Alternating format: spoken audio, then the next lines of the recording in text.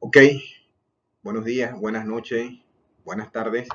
La hora en que puedan mirar la clase correspondiente al día 16 de junio de la materia Administración de las Organizaciones correspondiente al grupo 2. Ok, como es del conocimiento de ustedes, eh, la mayor parte de estas clases o la correspondiente al día miércoles, que la hemos venido canalizando a través del esquema tradicional, o sea, una grabación a través del canal de YouTube, de manera tal que ustedes posteriormente puedan ver lo concerniente a la clase del día al que nos estamos refiriendo. Así que razón por la cual pues vamos a dar inicio a lo que corresponde a la sesión de este día. Ok, veamos a ver, jóvenes. Dice, en la clase anterior del 14 de junio atendimos los parciales que estaban pendientes de los tres grupos que faltaban. Se generaron las reflexiones de lo ocurrido en el primer parcial. Abordamos las variables administrativas básicas según lo planteado por el autor Hidalberto Chiavenato, sus planteamientos sobre la tarea, la estructura, las personas, el ambiente, la tecnología, la competitividad, entre algunos puntos abordados por Chiavenato o Hidalberto, que es un autor clásico de la administración, razón por la cual ustedes lo van a seguir escuchando y es importante que se aprendan este autor. Ok, tipos de organizaciones. Continuamos con los tipos de organizaciones, las que son variada la forma en la que puede presentarse una organización. ¿Ok? En este sentido, dependiendo de los fines u objetivos que persigan, su tamaño, el sector en que opera o su forma jurídica, estas organizaciones pueden clasificarse en diversos tipos. ¿Ok? Ya antes mencionamos la empresarial, las organizaciones sin fines de lucro, las organizaciones gubernamentales, que es la razón de ser de su formación, porque ustedes estudian para ser administradores públicos. Ahora nos referiremos a aquellas en base a la función del sector al que pertenecen. ¿Ok? En función a su actividad y el sector en el que opera, tenemos cuatro clasificaciones de los tipos de organizaciones. Por un lado, nos encontramos tres que han sido tradicionales y por el otro, la cuarta considerada como la relevante a raíz del desarrollo tecnológico. También hice referencia a los tres sectores de la economía. En este caso, el sector primario, secundario, terciario y el cuaternario, este último agregado durante el último siglo, o sea, el actual siglo XXI, ya que los básicos y conocidos por todos nosotros eran los tres primeros, okay, el sector primario, secundario y terciario.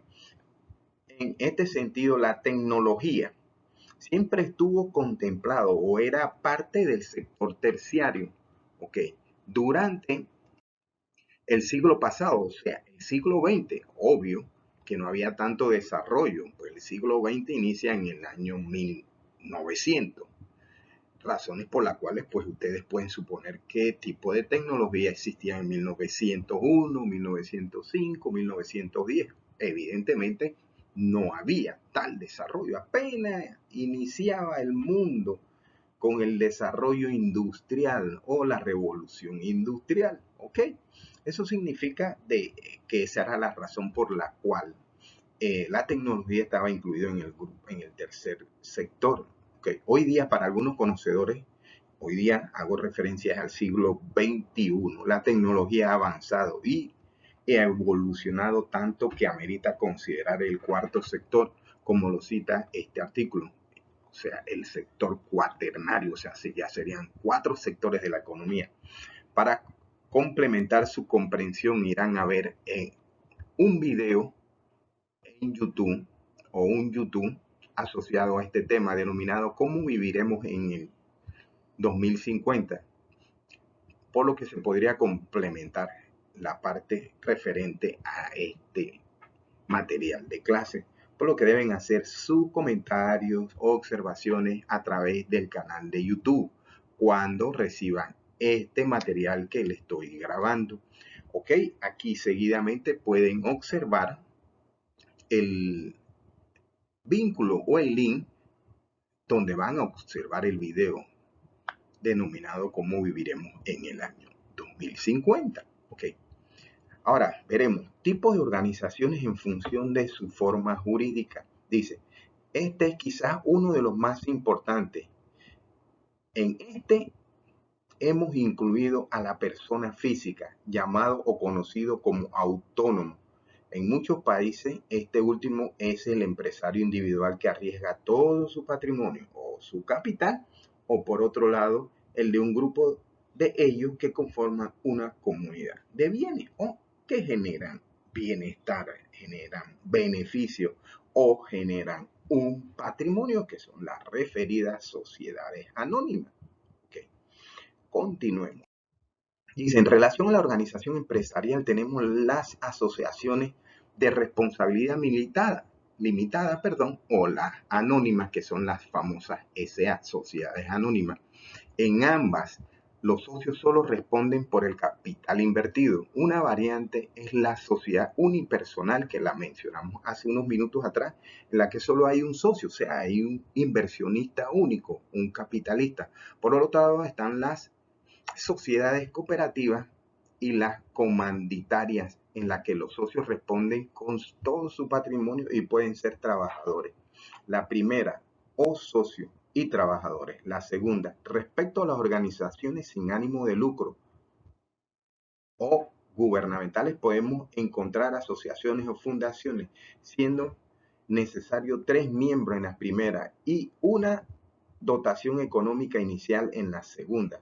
Por otro lado estarían los partidos políticos o clubes, las organizaciones gubernamentales propiamente dichas.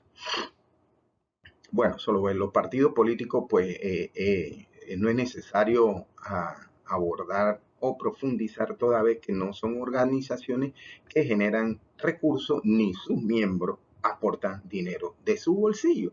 El dinero proviene de nuestros aportes, o sea, los otorga el Estado a través de las asignaciones que le corresponden, en este caso al Tribunal Electoral, que es el ente responsable del registro, control, supervisión y ejecución del recurso que se le entrega a los partidos políticos una vez estén debidamente constituidos.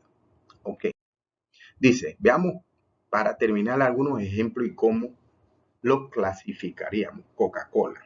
Estamos ante una gran empresa con ánimo de lucro del sector secundario y con forma jurídica de sociedad anónima o similar. Okay. Policía o un ejército de cualquier estado donde ustedes lo quieran ver. Estamos ante organizaciones de tipo gubernamental sin ánimo de lucro, de gran tamaño. Su sector sería el servicio, en este caso los servicios públicos. Así que pues esto nos debe quedar claro. Un partido político sería una organización sin ánimo de lucro que forma de forma similar a una asociación y que actúa como un órgano de representación ciudadana. Ya les mencioné unos minutos atrás sobre cómo esto opera en el caso nuestro nacional. Un almacén de frutas con la forma jurídica de sociedad de responsabilidad limitada y con 15 empleados, por citar un ejemplo. Estaríamos ante una pequeña empresa con ánimo de lucro que opera en el sector servicio y cuyos socios responden solo con el patrimonio invertido. O sea, son los pequeños negocios, las pequeñas actividades comerciales que los propietarios pues invierten un pequeño capital básicamente para ofrecer la venta de un producto, o sea, un servicio más que nada, y generar un ingreso y obtener una porción de él para su beneficio, y la otra es el capital que invierte nuevamente para adquirir su producto. ¿Ok? Y es como quien dice, es de una manera rotativa. Se vende, se saca una porción para invertir para la compra de productos y una porción es su beneficio o su ganancia, como se diría netamente. Enfoque sociológico del estructuralismo. enfoque construido por sociólogos, donde se relaciona el análisis de la organización social hasta cualquier tipo de institución. En el estructuralismo se manejan conceptos básicos como el concepto de estructura, como la ordenación de la organización de todas sus partes y la relación que tienen entre ellas. Max Weber es un sociólogo alemán que aportó mucho sobre esta escuela y él consideraba tres conceptos básicos o tres conceptos importantes dentro de este planteamiento del estructuralismo. ¿Ok? Veamos a ver, el concepto de burocracia. En la actualidad es un concepto más usado y conocido entre todos los que tenga relación con la función pública, que vendría siendo como la ineficiencia organizativa muy conocida por todos nosotros, así que no hay razón, ningún motivo para entrar a explicar o profundizar más sobre el tema de la burocracia. Concepto de clasificaciones de autoridad es la capacidad de poder mandar e influir sobre otras personas, o sea, es la autoridad, aquella persona que tiene el don del mando o tiene la autoridad, pero claro, de manera mesurada. Modelo ideal de burocracia se basa en el concepto de burocracia, pero un modelo de este debe estar integrado por una máxima división de trabajo, jerarquía de autoridad, reglas que definan la responsabilidad y la labor, actitud objetiva de la administración, calificación técnica y seguridad en el trabajo y evitar la corrupción. Estructura organizacional, como el siguiente tema. La estructura organizacional es la división de todas las actividades de una empresa que se agrupan para formar áreas o departamentos, estableciendo autoridades que a través de la organización y coordinación buscan alcanzar objetivos. O sea, se encuentra dividida en dos grandes áreas, la estructura formal y la informal. Algunas de las herramientas que la administración emplea para establecer la estructura son la departamentalización, la especialización del trabajo, el agrupamiento de tareas, la jerarquía y cadena de mando y la amplitud de control. A continuación se presentan sus principales características. Acá veamos a ver la departamentalización. Una de las herramientas fundamentales para cualquier esfuerzo de establecer una estructura organizacional es la departamentalización. Agustín Reyes Ponce dice, organizar es la estructuración técnica de las relaciones que deben existir entre las funciones, los niveles y actividad de los recursos de una empresa. Ok, veamos. A ver, dice, la empresa puede organizarse por diferentes factores. Factor producto del cliente en razón geográfica, funcional y por los proyectos. En razón del área funcional es cuando se organizan de acuerdo a los perfiles profesionales de especialidad. La razón del cliente, las organizaciones se estructuran de acuerdo al tiempo del cliente. Un ejemplo muy claro son las tiendas departamentales. En razón de los productos, generalmente es en empresas que tienen una gran variedad de productos. Estas empresas se organizan de acuerdo al tipo de producto. Un ejemplo muy común de este tipo de departamentalización son las tiendas de abarrotes o las grandes cadenas comerciales de supermercados. En razón de la ubicación geográfica es de acuerdo a la zona o territorio donde estas empresas llevan a cabo sus operaciones. En razón del proyecto, cuentan con una estructura matrical cada vez que generan proyectos, establecen nuevas modificaciones. Un ejemplo de estas son las constructoras que trabajan por proyectos. Especialización del trabajo. La especialización del trabajo se lleva a cabo mediante la división de las tareas, donde se busca alcanzar que un colaborador sea un experto en su puesto para que sea más productivo, ya que se pensaba que no era posible que una persona dominara todas las áreas de una organización. Okay. En actualidad, las empresas buscan a personas con una buena actitud para adquirir más conocimiento de lo que su puesto necesita o que cuente con multihabilidades. O sea, eso es lo que se le busca. Multifuncional. Organizar significa establecer estructuras de los papeles que los individuos deben desempeñar en la empresa. Asignar tareas necesarias para el cumplimiento. Ok, ahora veremos agrupamiento de las tareas. Las tareas o actividades de la empresa deben ser clasificadas por las distintas áreas y tener en cuenta el tipo de carga de trabajo que le establecerán a un colaborador.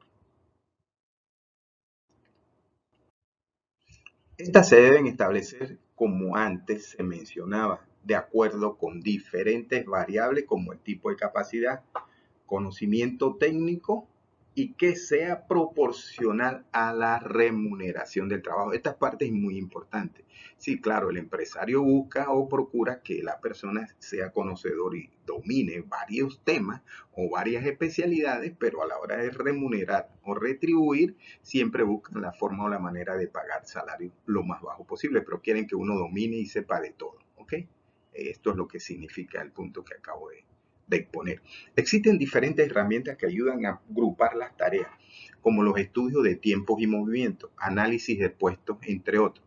Para realizar el agrupamiento es recomendable, primero, hacer una división por grandes áreas, ejemplo, finanzas, recursos humanos, producción, mercadotecnia, entre algunas por mencionar, y después realizar otra subcategoría o división de estas áreas de acuerdo con el giro de la organización. Los nombres pueden variar así como el número de subdivisiones. Ok, veremos a ver ahora la jerarquía y cadena de mando. Dice, este principio nos habla de la división de la organización, que en todo grupo y organización humana existen. Una vez agrupadas las tareas se comienzan a clasificar en grandes áreas. Esta actividad le corresponde al administrador o quien dirige o el responsable del plan organizacional. Principalmente tendrá que determinar qué colaboradores dependen de quién o qué departamento depende de otro. De igual manera varía de acuerdo con el giro de la empresa, tamaño, número de personas y las relaciones que vinculan las áreas. La cadena de mando principalmente establece la autoridad, responsabilidad y la unidad de mando.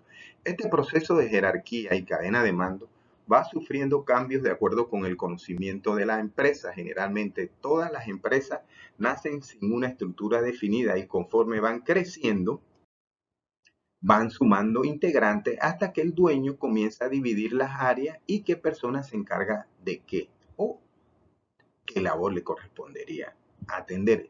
Existe una clasificación para el tipo de crecimiento de la organización como horizontal y vertical. A continuación se describen crecimiento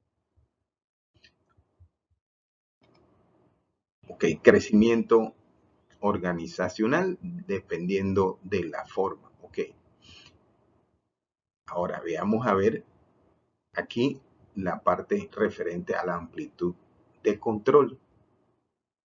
Dice, este es muy parecido al anterior, solo que cuantifica las unidades, departamentos o personas que se encuentran supervisadas por otra persona. Algunas teorías establecen el número de personas máximas que pueden estar al mando de otras, pero es muy importante saber, y más aún en la actualidad, con los sistemas computacionales que permiten tener mayor control sobre algunas áreas, que entre menos sea el número de personas que dependen de una, la comunicación y el control de ellas será más fácil y eficiente. Que contrario a más personas se puede llegar a perder el control y generar el caos. Para seguir profundizando en los temas de estructura organizacional, te sugerimos la videolección que se encuentran a continuación. En ella se hace un repaso de los factores más relevantes de la estructura y del diseño organizacional. Tipo de estructura organizacional. Dice, la estructura es la base fundamental de la empresa, donde se realizan las divisiones de las actividades para formar departamentos y posteriormente definir la autoridad con la finalidad de alcanzar los objetivos. Pero También todo lo que surge de manera espontánea de la interacción entre los integrantes. Tomando en cuenta estas dos vertientes, la estructura se divide principalmente en estructura formal e informal. La formal surge como una necesidad para realizar una división de las actividades dentro de una organización que le permita principalmente alcanzar los objetivos mediante organigramas, manuales y la interacción de los principios de la organización como la división del trabajo, autoridad, responsabilidad, delegación, unidad de mando, jerarquía, tramo de control y equidad en la carga de trabajo, entre algunas, por mencionar. En la figura 1 se muestra que la estructura formal está integrada de las partes que forman a una organización y su relación entre sí a través de los principios fundamentales de la organización que se establecen con ayuda de las herramientas y se presentan en forma verbal o documentos públicamente donde algunos de los integrantes pueden consultar cómo está regida la estructura formal de la organización. Bueno, estimados, esto es todo por el día de hoy. Espero que se encuentren bien y pues nos veremos en la próxima clase. Verifiquen el video y tomen anotación de los puntos relevantes o aquellos aspectos que requieren posteriormente hacer sus respectivas consultas. Saludos.